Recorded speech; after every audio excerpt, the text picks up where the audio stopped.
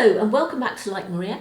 Today we're going to do another video about Gerald Croft from Priestley's play An Inspector Calls. So this is great for GCSE.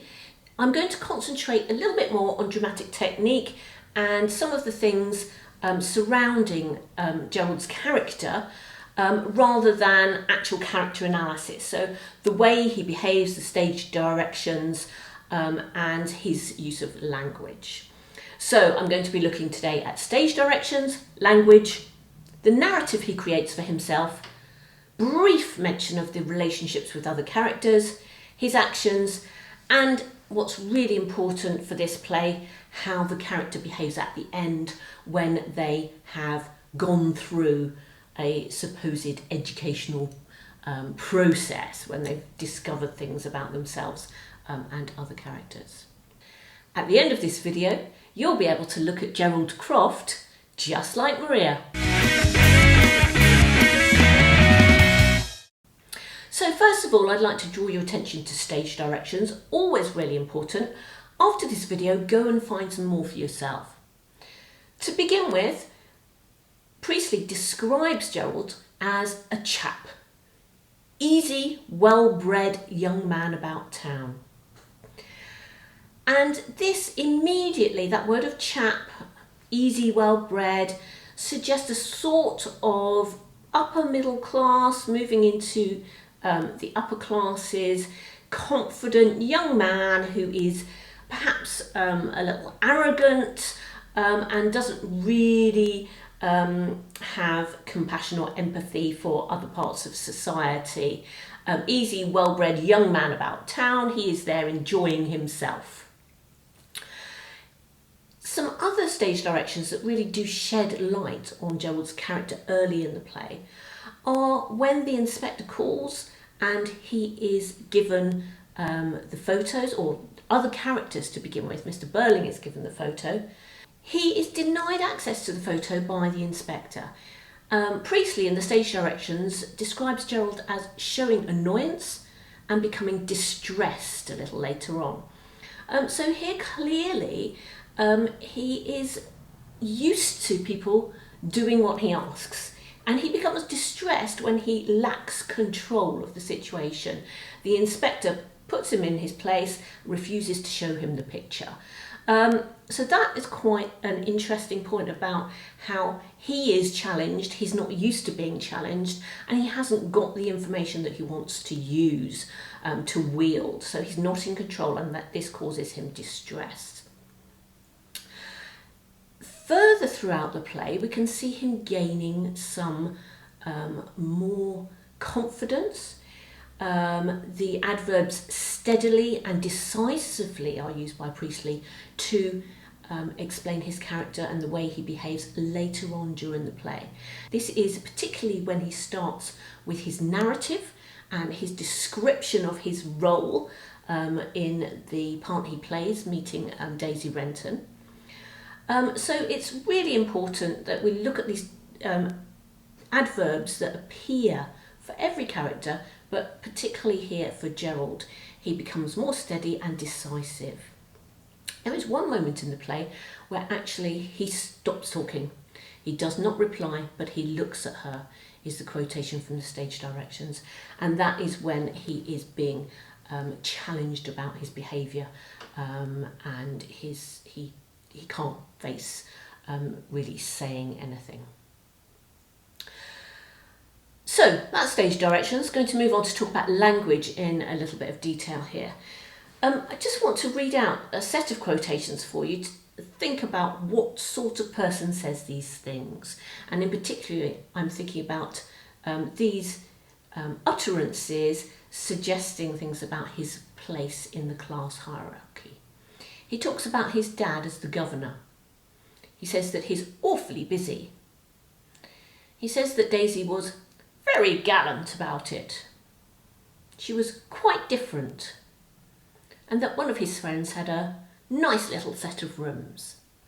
Now, all these phrases that he utters really create the impression of somebody who is wealthy, used to chatting with other chaps, and has a comfortable existence and expects others to be quite gallant about it or helping him out. You know, people are there to be used by Gerald Croft or to accommodate him. So there is this sense of chappiness about him. Another very important thing about his language is he's one of the few characters, other than Mr. Burling, that Priestley gives license to create his own narrative about himself. He is given long sections in the dialogue, unlike the other characters, and he makes use of this to try and create himself as a type of Good Samaritan or a fairy prince. He is very aware of his audience at these moments. And he does a little bit, I would suggest, of play acting. One moment he pauses and he says, "Sorry, I've suddenly realised, taken it in properly, that she's dead. I'm rather more upset by this than I appear to be." And I think this section of his speech is really designed, if we're going to be very cynical, to play to the audience, and it's a little bit of play acting.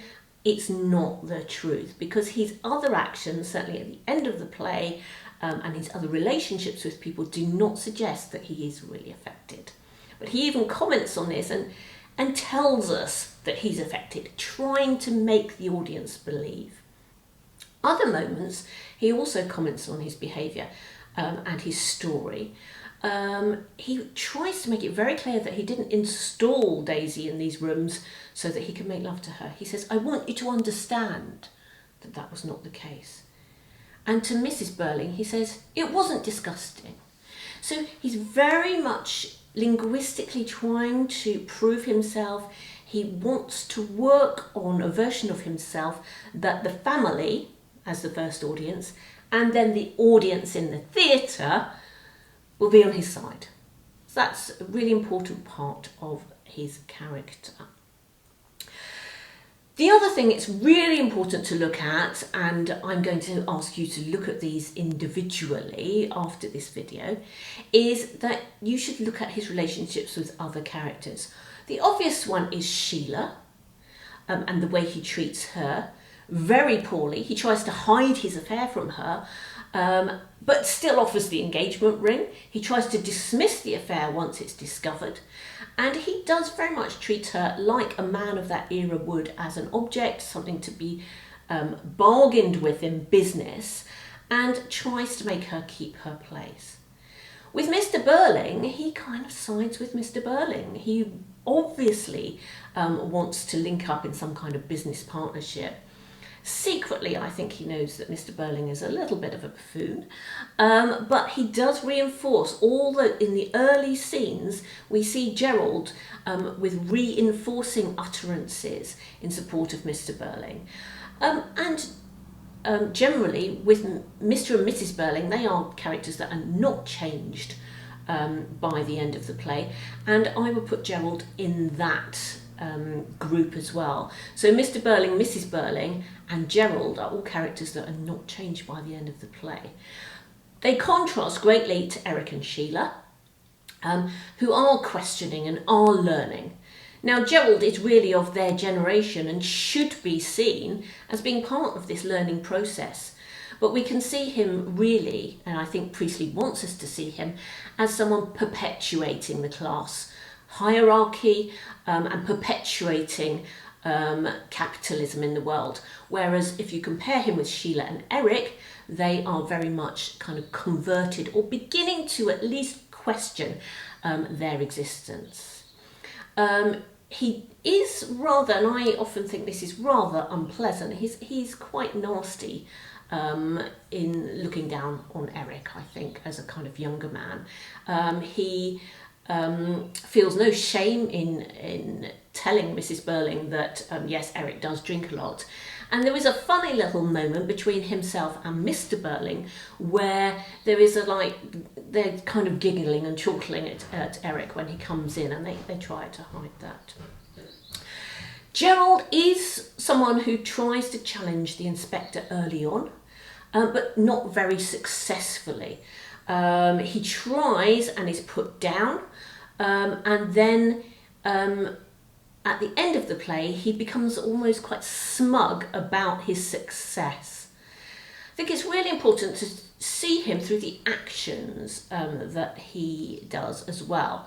So one of the things, and I've suggested that he doesn't change, one of the pieces of evidence I'd take for this is at the beginning of the play, he's holding up the engagement ring, he's offering the engagement ring, smiling to Sheila. At the end of the play, he produces it again. And that's really a really classic piece of evidence to show he's not really changed. He's physically doing the same action twice.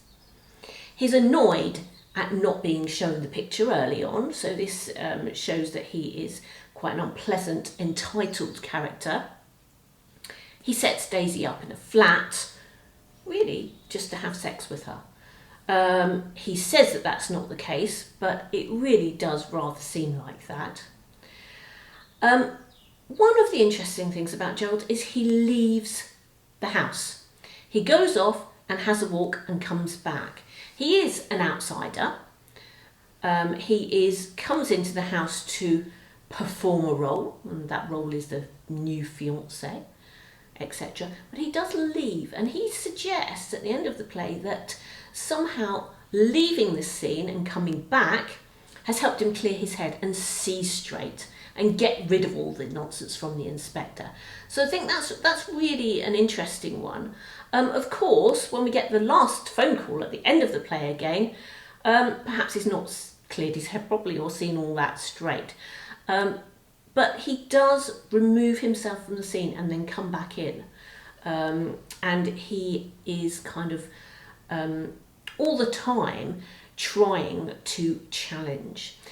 His decisive act at the very end is that he picks up the telephone and calls the hospital, and we see the relationship between Mr. Burling and himself change somewhat at this point, because Mr. Burling is a little bit wrong-footed. He's not sure what to do. He's saying, well, wouldn't it look a bit odd if we call the hospital? And Gerald masterfully picks up the phone, he does it, and he manages it very cleverly. He just inquires, he says we're worried about one of our workers, etc. So he kind of shows himself to be an accomplished man of business, but also quite an accomplished man of trickery and deceit, allegedly trying to find out the truth, but of course really trying to cover his own back. Really importantly, and this is the final thing, is, and this applies to all the characters in An Inspector Calls, is to find out what the character is like at the end. Gerald's words at the end, everything's all right now, Sheila. What about this ring? And that, I think, really sums him up. And I think that cements the relationship of Gerald with the audience. If we weren't warming to him, certainly we're not going to warm to him now, because we feel that he hasn't empathised with Daisy. He has dismissed the suicide. He's worked on making himself look good. And he brushes everything under the carpet and reverts to, let's get engaged now. The inspector's gone. So really hasn't learnt anything, hasn't examined his own attitudes and his own place in the world. So there you have Gerald Croft. If you enjoyed this video, found it helpful, please subscribe to support our ongoing work on the channel. And I really hope that you've understood Gerald Croft now, just like Maria.